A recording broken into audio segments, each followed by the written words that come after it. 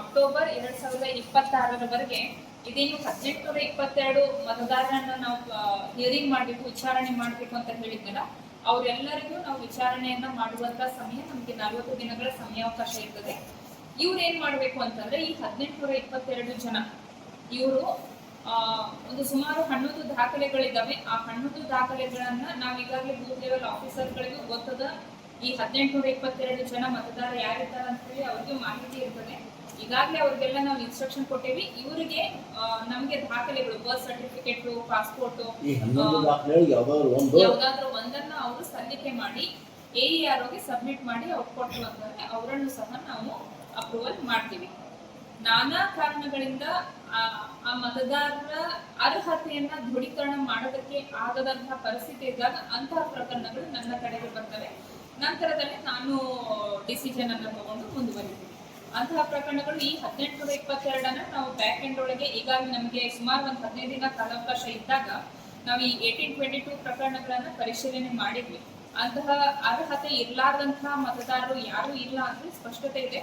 ಈ ಮತದಾರರಿಗೆ ವಿಚಾರಣೆ ಕರೆಯುವಂತಹದ್ದು ಮತ್ತು ಏನು ನಾರ್ಮ್ಸ್ ಪ್ರಕಾರ ನಾವು ಅಧಿಕೃತವಾಗಿ ನಾರ್ಮ್ಸ್ ಪ್ರಕಾರ ಏನು ಕೆಲಸ ಮಾಡಬೇಕು ಅದನ್ನ ಮಾಡಿ ಮುಗಿಸ್ತೇವೆ.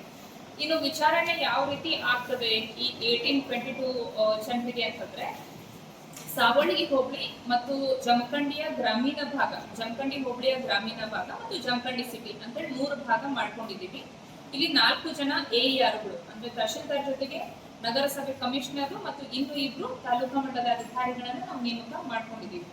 ಇವರು 4 ಜನ AERಗಳು ಒಬ್ಬೊಬ್ಬರಿಗೆ ಸುಮಾರು 400ರಿಂದ 500 ಜನರನ್ನ ಹಿಯರಿಂಗ್ ಮಾಡುವಂತ ಒಂದು ಅವಕಾಶ ಇರ್ತದೆ. ಅವರು ಗ್ರಾಮ ಪಂಚಾಯತಿ, ಆ ವ್ಯಾಪ್ತಿಯಲ್ಲಿರುವಂತಹ ಗ್ರಾಮ ಪಂಚಾಯತಿಗೆ ಹಿಯರಿಂಗ್ ನೋಟಿಸ್ ಅಂದ್ರೆ ಮತದಾರರಿಗೆ ನಾವು ಹಿಯರಿಂಗ್ ನೋಟಿಸ್ ಕೊಡ್ತೀವಿ. ಈ ದಿನಾಂಕದಂದು ನೀವು ಈ ಸಮಯಕ್ಕೆ ಈ ಪ್ಲೇಸ್ಗೆ ನೀವು ಬರ್ರಿ ಅಂತ ಹೇಳಿ ತಮ್ಮ AERಗಳು ಮಾಹಿತಿ ಕೊಡ್ತಾರೆ. ಈ 1822 ಜನ ಅಲ್ಲಿಗೆ ಹೋಗಿ, ಅಂದ್ರೆ ಅವ್ರಿಗೆ ನೋಟಿಸ್ ಬಂದಿರ್ತದೆ ಅದ್ರ ಪ್ರಕಾರ ಅಲ್ಲಿಗೆ ಹೋಗಿ ಅವ್ರಿಗೆ ಈಗಾಗಲೇ ಬೂತ್ ಲೆವೆಲ್ ಆಫೀಸರ್ಗಳು ಮಾಹಿತಿ ಕೊಟ್ಟಿರ್ತಾರೆ. ಈ ದಾಖಲೆಗಳನ್ನ ತಗೊಂಡು ನೀವು AER ಹತ್ರ ಹೋಗ್ಬೇಕು ಹೇಳಿ ಅದ್ರ ಪ್ರಕಾರ ಅವ್ರು ಹೋಗಿ ವಿಚಾರಣೆ ಹಾಜರಾದ್ರು ಅಂತಂದ್ರೆ ಅವರನ್ನ ಸೇರಿಸುವಂತ ಕೆಲಸವನ್ನ ಮಾಡ್ತೇವೆ. ನಗರಸಭೆ ವ್ಯಾಪ್ತಿ ಒಳಗೆ ಸಿಟಿ ಒಳಗೆ ಸುಮಾರು 800 ಜನರನ್ನ ನಾವು ಇಲ್ಲಿ ಹಿಯರಿಂಗ್ ಕರೆಯುವಂತಹ ಪರಿಸ್ಥಿತಿ ಇರೋದ್ರಿಂದ ಇಲ್ಲಿ ನಾವೇನ್ ಮಾಡ್ತೀವಿ, ಶಿಫ್ಟ್ ಆಗಿ ಮಾಡ್ತಾ ನಗರಸಭೆ ಮತ್ತು ಕಮಿಷನರ್ ಮತ್ತು ನಮ್ಮ ತಹಶೀಲ್ದಾರ್ ಇಬ್ರು ಸಹ ಜಂಟಿಯಾಗಿ ಕೆಲಸವನ್ನ ಮಾಡ್ತಾರೆ. 1825 ಇರುವಲ್ಲಿ ಎಲ್ಲೆಲ್ಲಿ ಸರ್ಕಾರಿ ಕಟ್ಟಡಗಳಿದ್ದಾವೆ, ಈಗೆಲ್ಲ ತಮಗೆಲ್ಲ ಗೊತ್ತು, ನಾವು ಫೆಸಿಲಿಟಿ ಸೆಂಟರ್ಗಳನ್ನೆಲ್ಲ ಮಾಡಿದ್ವಿ. ಸುಮಾರು 11 ಜಾಗದಲ್ಲಿ ಫೆಸಿಲಿಟಿ ಸೆಂಟರ್ಗಳನ್ನ ಮಾಡಿದ್ವಿ.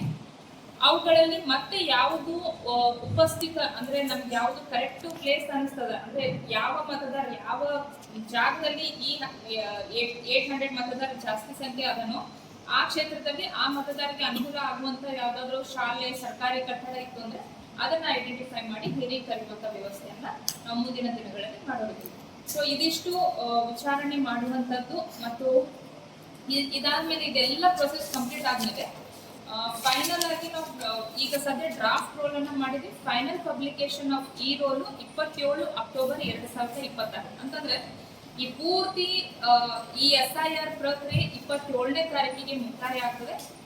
ಸೋಫಾರ್ ಜಮಖಂಡಿ ಸಾರ್ವಜನಿಕರು, ಜಮಖಂಡಿ ಮತಕ್ಷೇತ್ರದ ಮತದಾರರು ಬಹಳಷ್ಟು ಆಕ್ಟಿವ್ ಆಗಿ ನಮ್ಮ SIR ಪ್ರಕ್ರಿಯೆಯಲ್ಲಿ ಭಾಗವಹಿಸಿದ್ರು.